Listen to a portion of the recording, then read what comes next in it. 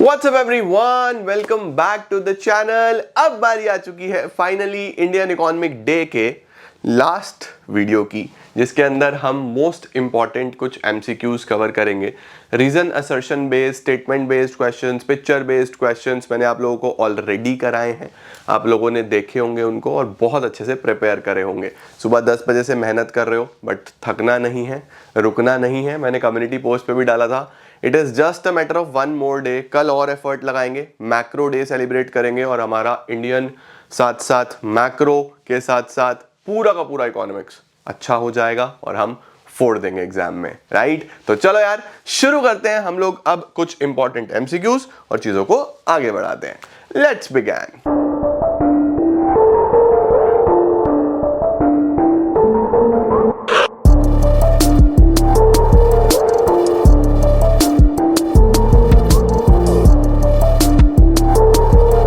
अब बच्चों, जब तुम लोगों का ये वीडियो कंप्लीट हो जाएगा, मैं अराउंड 9:30 इसी वीडियो के डिस्क्रिप्शन में एक लिंक डालूंगा जिसके अंदर एक इंपॉर्टेंट सैंपल पेपर है, उसको सॉल्व करना आप लोग, और उसी के नीचे ही आंसर्स भी दे दूंगा। लेकिन आंसर्स पहले मैच मत करना, पहले आप लोग सारे के सारे क्वेश्चन सॉल्व करना एंड देन बाद में आप उसका आंसर की से आंसर्स मैच कर लेना, ठीक है? तो चलो अभी फिलहाल हम लोग शुरू करते हैं एमसीक्यूज। 9:30 ये वीडियो लगभग तुम्हारा 30 to 40 मिनट्स में कंप्लीट हो जाएगा। उसके बाद तुम सैंपल सॉल्व करना और डे को खत्म करना ऑन अ गुड नोट। फिर अच्छी नींद लेना 8-10 घंटे की। सुबह 10 बजे से फिर शुरू करेंगे, ठीक है? चलो यार शुरू करते हैं बेटा जी। हम लोग सबसे पहले सवाल नंबर 1 के साथ। कौन सा सवाल है सर? क्वेश्चन नंबर 1 है क्या? On the eve of independence India's demographic condition. बच्चों डेमोग्राफिक मैंने इंपॉर्टेंट क्वेश्चंस में भी दिया है, बहुत इंपॉर्टेंट है, क्वेश्चन बनता है, इस पे अच्छे से याद कर लेना। क्या थी? क्या लिटरेसी लेवल लो था? सही है। मोर्टिलिटी रेट लो था? गड़बड़ हो गया, गड़बड़ हो गया। लाइफ एक्सपेक्टेंसी हाई थी? ये तो बिल्कुल ही गलत हो गया। High level of literacy? ये भी गलत हो गया। Low level of literacy? सही है। High mortality rate? सही है। High life expectancy? गलत हो गया। Low level of literacy? सही है। High mortality rate? सही है। लो लाइफ एक्सपेक्टेंसी? बिल्कुल सही है। तो इसका ऑप्शन बनेगा डी। फर्स्ट का ऑप्शन बन जाएगा बच्चों D. Under the British system of land settlement the zamindars dues to the state were fixed. बिल्कुल सही है। What did this mean for the cultivators? Cultivators का क्या मतलब है? देखो यार, जमींदार्स को फिक्स देना है गवर्नमेंट को, कल्टीवेटर्स की जमींदार ऐसी तैसी कर देते थे, उनसे बहुत एक्सट्रैक्शन करते थे। तो इससे क्या मतलब था? They receive investment support? बिल्कुल भी नहीं। दे वर एक्सप्लॉइटेड एंड फोर्स टू पे rent regardless of the produce? Yes, ये बिल्कुल सही है, ठीक है, बिल्कुल सही है। ये बी ही इसका सही ऑप्शन बन जाएगा, सेकंड का बी। चलो आगे चलते हैं बच्चों हम लोग फटाफट से। सर थर्ड क्या है, फोर्थ क्या है? थर्ड देखो, in which of the following ways did the British Raj impact the Indian economy the most? सबसे ज्यादा कैसे इंपैक्ट किया, सबसे ज्यादा कैसे उसने इंडियन इकोनॉमी को डिस्ट्रॉय किया, ये हमें देखना है।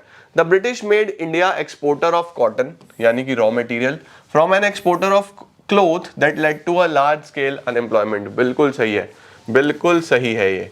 The establishment of railways by British provided short-term employment for many Indians। ऐसा कुछ खास नहीं employment मिला। British expanded their army with Indian sepoys। बिल्कुल भी नहीं भाई। The British provided tax concessions। A part इसका सबसे बेस्ट आंसर बनता है। Arrange the following event in the correct chronological order।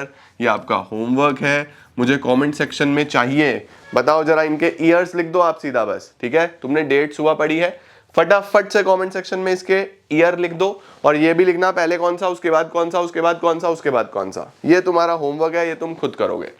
चलो सर आगे चलते हैं। अगला सवाल क्या है सर?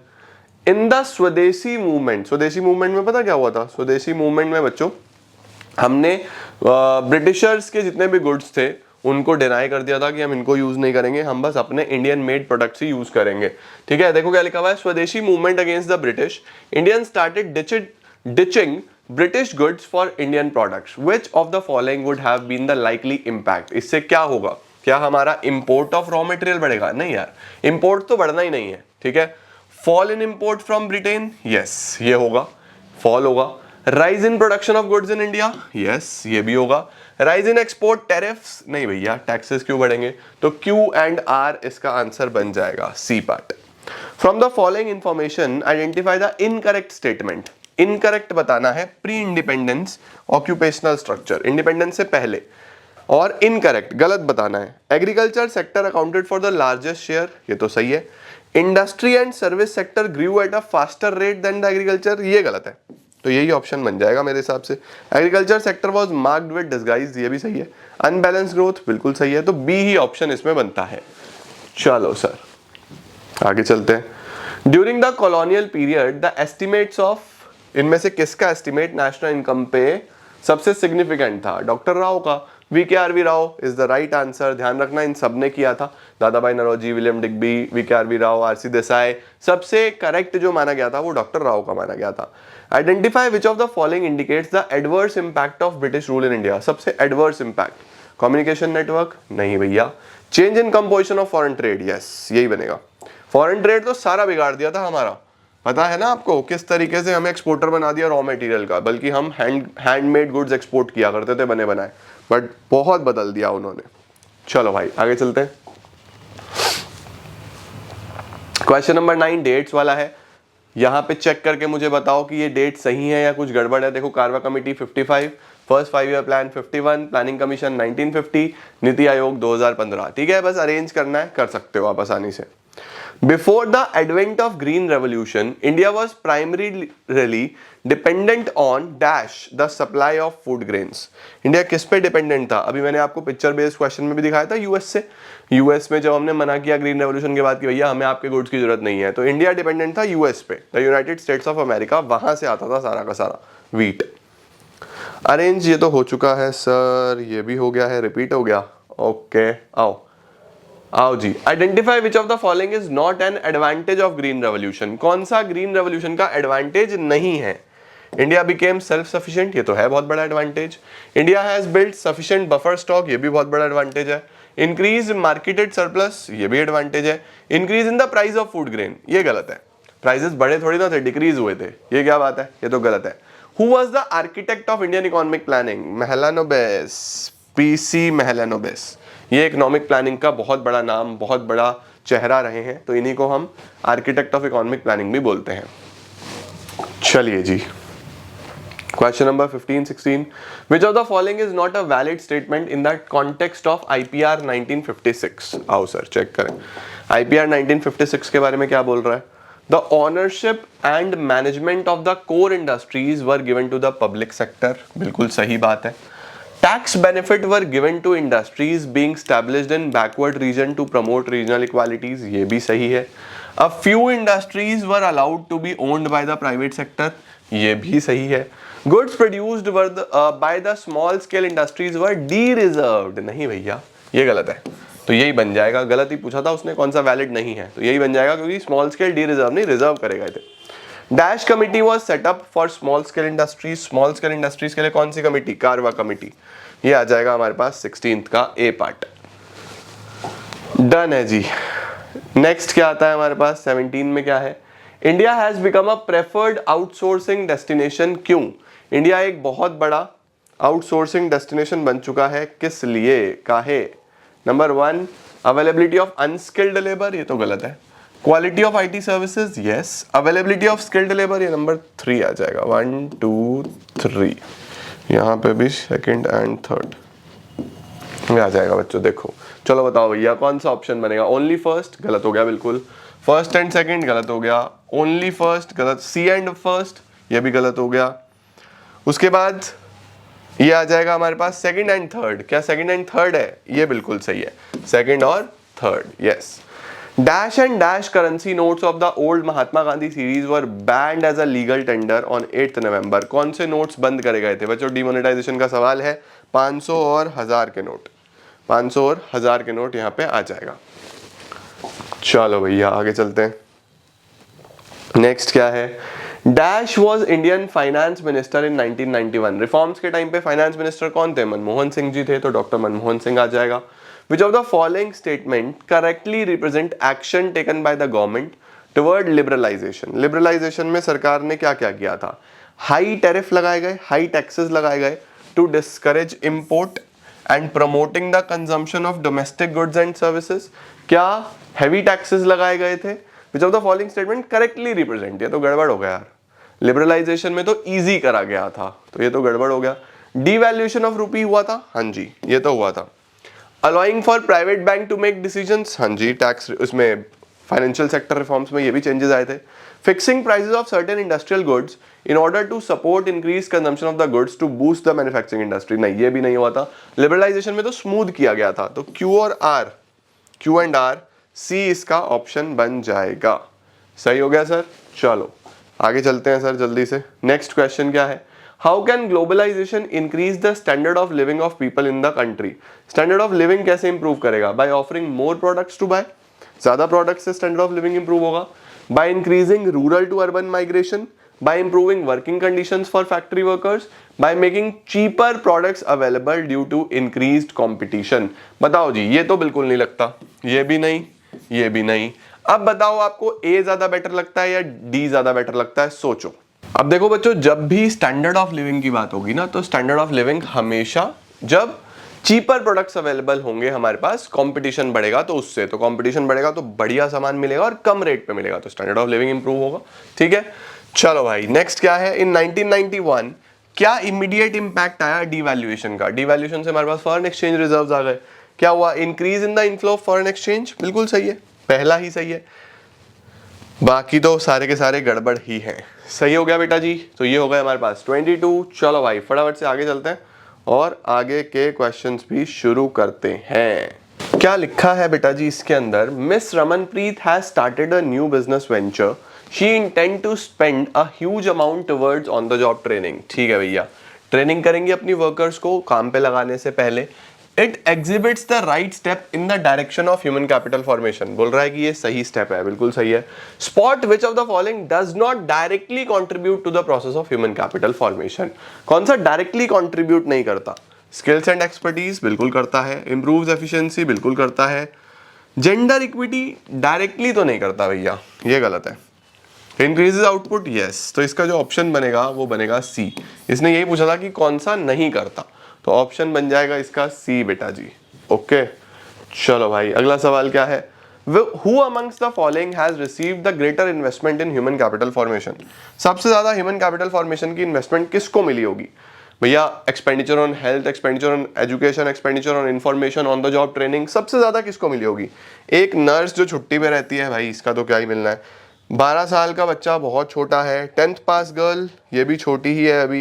कंप्यूटर साइंस ग्रेजुएट, देखो भाई इसको ज़्यादा टाइम मिला होगा, ज़्यादा इन्वेस्टमेंट मिली होगी, यही सही आंसर बनेगा। कंप्यूटर साइंस ग्रेजुएट है, जॉब भी कर रहा है कॉल सेंटर में, तो इसको सबसे मैक्सिमम ह्यूमन कैपिटल फॉर्मेशन का इन्वेस्टमेंट है। चलो भाई 25, since independence India has witnessed, independence के बाद क्या विटनेस करा है भाई, fall in the infant mortality rate, सही है, फॉल हुआ infant mortality rate. Which of the following may not be the reason, कौन सा इसका रीजन नहीं है। इंप्रूवमेंट इन हेल्थ फैसिलिटीज बिल्कुल है, एजुकेशनल स्टैंडर्ड्स बिल्कुल है, उसके बाद fall in standard of living of the population of the nation over the year, fall in standard of living, यही इसका ऑप्शन बनेगा भाई। स्टैंडर्ड ऑफ लिविंग फॉल होने से इन्फेंट मोर्टिलिटी रेट्स का क्या मतलब है, कुछ नहीं, इसके अंदर ये चीजें नहीं आएंगी हमारे पास। ठीक है चलो भाई नेक्स्ट क्या है, investment on skills, expertise, knowledge of people in a nation is referred to as human capital formation. ठीक है बच्चों, चलो भाई नेक्स्ट क्या है, agricultural marketing does not comprise of, marketing में क्या नहीं आता, क्या ट्रांसपोर्टेशन आता है, यस, ग्रेडिंग आता है, यस, स्टोरेज आता है, यस, क्रेडिट टेकन, पैसा लेना क्या मार्केटिंग में आएगा, नहीं यार ये नहीं आएगा, इसका ऑप्शन बनेगा डी, 27 का बनेगा डी बच्चों। विच of the following is not a benefit of organic farming, organic farming का क्या बेनिफिट नहीं है, cheaper inputs, yes, attractive returns on investment, yes, greater import possibility, import से क्या मतलब है उसका, इंपोर्ट से कोई मतलब नहीं है, सी पार्ट इसका ऑप्शन बन जाएगा। नेक्स्ट चलते हैं, micro credit programmes plays a crucial role in the development of rural economy because, क्यों भाई क्या करते हैं ये, they help in women empowerment, yes बिल्कुल, माइक्रो में वुमेन एम्पावरमेंट तो होता है, बिल्कुल सही है। They increase the reach of formal credit system, formal credit system का पार्ट नहीं है भैया ये ना। Credit is made available at concessional rates, बिल्कुल ठीक है, 1 and 3 D part. Identify which of the following is not a step taken by government to improve rural marketing, कौन सा स्टेप नहीं लिया, बफर स्टॉक लिया है बिल्कुल, रेगुलेशन ऑफ मार्केट्स बिल्कुल करा है, promotion of cooperative marketing, yes. Promoting trade by big rural merchants, ना ये नहीं किया। इसका भी बन जाएगा हमारे पास 30 का डी। चलो भाई फटाफट से आगे चलते हैं, 30 सवाल हो गए, थोड़े से बचे हैं। आओ जी आगे चलते हैं। क्या है बेटा जी इस सवाल में, जल्दी से पढ़ते हैं। Identify the incorrect statement from the following, कौन सा गलत है। Horticulture has emerged as a successful sustainable livelihood option, सही है।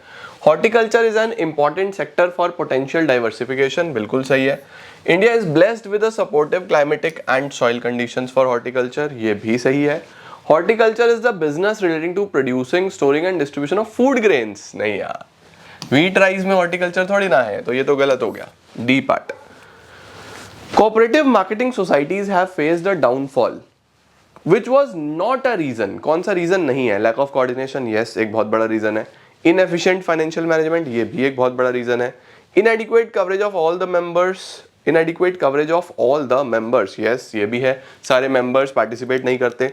Intervention of the government is most essential, intervention of government इसका एक कारण नहीं है भाई, ऐसा कुछ नहीं है। इंटरवेंशन ऑफ गवर्नमेंट से डाउनफॉल थोड़ी ना आता है, ये नहीं है। चलो जी नेक्स्ट क्या है। A process that involves assembling, storage, processing, transportation, packing, grading, क्या बोलते हैं इसको। Diversification, banking, management, marketing, marketing, agricultural marketing is the right answer. If India has to make real progress she has to develop its rural areas, India को अपने rural areas develop करने पड़ेंगे, सही है। Which of the following is incorrect about the mentioned statement, क्या गलत है। Approximately 1/3 population of rural India still lives in abject poverty, सही बात है, बहुत एक्सट्रीम पॉवर्टी है।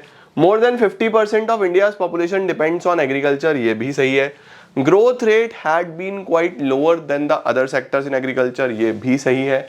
Majority of rural people have access to basic necessities of life, ये गलत है, नहीं है भाई, बेसिक नेसेसिटीज भी नहीं है, ये गलत हो गया।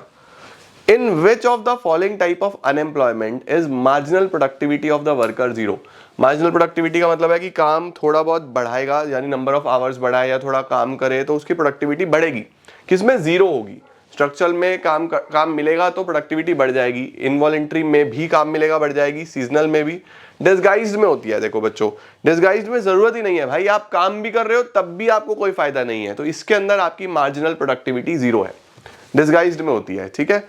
सेंट्रल पॉल्यूशन कंट्रोल बोर्ड ने आइडेंटिफाई करी हैं कितनी categories of large and medium industries as polluting industries, 17 industries बच्चों, सीपीसीबी में 17 इंडस्ट्रीज आ जाएंगी। चलो, in order to reduce over dependence on agriculture it is necessary to opt for diversification with reference to the given statement. Diversification में क्या क्या आता है, change in cropping pattern, yes, single cropping से मल्टी क्रॉपिंग कर सकते हो। Shift of workforce from agriculture to allied activities, agriculture से दूसरी एक्टिविटी में जा सकते हो, ये भी आ जाएगा। Shift of workforce from agriculture to non agriculture, ये भी आ जाएगा, तो तीनों आ जाएंगे, तो इसमें बी आ जाएगा 1, 2 and 3। Identify which of the following statement is not correct with reference to self help groups, कौन सा सही नहीं है। Group members in the need of funds can borrow at nominal rate of interest, सही बात है, genuine rate of interest पे मिलता है। Borrowings are mainly taken for consumption purpose, बिल्कुल ठीक है, इससे कोई बिजनेस नहीं होता, छोटी मोटी बोरोइंग्स मिलती हैं। Micro credit system has helped men to become self dependent, नहीं भाई यही गलत है, सेल्फ डिपेंडेंट कैसे बना दिया भाई, बहुत छोटा पैसा मिलता है इसके अंदर। चलो अगले पे चलते हैं। Identify the organisation which is functioning as an apex organisation to provide quality school education. University grant commission तो बच्चों कॉलेजेस के लिए हो गया, ये मेडिसिन के लिए हो गया। All India council of technical education, ये भी नहीं चलेगा। स्कूल एजुकेशन के लिए NCERT, national council of education research and training, ठीक है जी। Which of the following highlights the role of IT in rural development. Rural development में इंफॉर्मेशन टेक्नोलॉजी का क्या रोल है, क्या इससे सस्टेनेबल डेवलपमेंट होगा, बिल्कुल होगा। इंफॉर्मेशन टेक्नोलॉजी यूज करेंगे तो भैया रिसोर्सेज का बेटर यूटिलाइजेशन होगा। It helps in attainment of food security, yes बिल्कुल। इट डिसेमिनेट्स द इंफॉर्मेशन, यस, तीनों आ जाएंगे इसके अंदर, 1, 2 एंड 3 सारे आ जाएंगे। चलो भैया जी आगे चलते हैं। Mao initiated the great leap forward in the year, बताओ भाई कब आया था, 1958। इकोनॉमिक रिफॉर्म्स पाकिस्तान में कब आई थी बताओ, 78 में आई थी, 88 में आई थी या 91 में आई थी। तो पाकिस्तान में जो रिफॉर्म्स आए थे बच्चों वो 1988 में आए थे, ठीक है। 78, 88, 91 तीन चीजें याद रखनी है। इसके बाद arrange the following events of Pakistan in chronological order. भैया अभी आप खुद करोगे, ये भी तुम्हारा होमवर्क है। अरेंज करो, पहले क्या बाद में क्या, ठीक है। GLF with respect to people republic of China refer to as, क्या है GLF? Giant leap forward, great leap forward, great leap forward, giant leap forward. This is great leap forward, C बनेगा 44 का C. The great proletarian cultural revolution was introduced under the leadership of, कौन लेके आया था? Mao लेके आया था भाई, A part, Mao Zedong. Dash and dash are the reasons for slow down of Pakistan economy. Pakistan economy के क्या क्या स्लो डाउन के रीजंस हैं? पॉलिटिकल इंस्टेबिलिटी, यस, ए पार्ट आएगा। Over dependence on remittance, yes, ये भी आ जाएगा। स्टेबल परफॉर्मेंस ऑफ एग्रीकल्चर, नहीं, ये रीजन नहीं है। ग्रोथ ऑफ सर्विस सेक्टर, ये भी रीजन नहीं है। ए एंड बी यानी कि 1 and 2, 1 and 2, 1 and 2, A part आ जाएगा इसका ऑप्शन। नेक्स्ट क्या है? Which one of the following countries adopted one child policy? Simple सवाल, ऐसे क्वेश्चन आ जाए भैया एग्जाम में, मजा आ जाएगा। वन चाइल्ड पॉलिसी कौन लेके आया था? चाइना लेके आया था। इसके बाद है, which of the following country initiated it's process of economic reforms? 1991 में किसके रिफॉर्म्स आए थे? इंडिया के आए थे sir. Main aim of great leap forward क्या था? क्या मेन एम था बच्चों GLF कैंपेन का? क्या होना चाहिए? रैपिड इंक्रीज ऑफ एग्रीकल्चर या इंडस्ट्रीज या सर्विस या एक्सपोर्ट? इंडस्ट्रीज। GLF कैंपेन में हर घर के बैकयार्ड में इंडस्ट्री सेटअप करना चाहता था Mao. Introduction of economic reforms in China, China में रिफॉर्म्स कब आए थे बच्चों? 78 में आए थे। कब आए थे? 1978 में, 78। This will be the right answer. तो ये थे बेटा हमारे पास कुछ इंपॉर्टेंट MCQs, पूरी इंडियन इकोनॉमी में से मिक्स करके MCQs मैंने आपको करा दिए, रीजन सर्शन करा दिए। काफ़ी एफर्ट लगा, आज पूरा दिन आपने खूब मेहनत करी है, मैंने भी करी, आपने भी करी, हमने मिलजुल के बहुत एफर्ट लगाया और अपनी इंडियन इकोनॉमिक डेवलपमेंट को फाइनली कंप्लीट किया।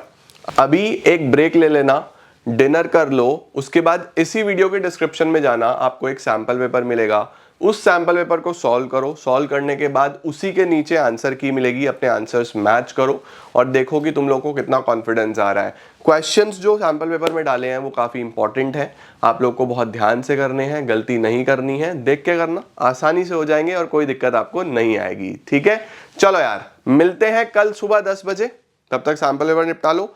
कल मैक्रो डे सेलिब्रेट करेंगे, फुल रिवीजन ऑफ मैक्रो कल सुबह 10 बजे से चालू करेंगे और चीजें समाप्त करेंगे। All right, thank you so much everyone for joining in today. It was such a long day but still an amazing day. I'm gonna see you all tomorrow. Till then, see ya, take care, bye bye.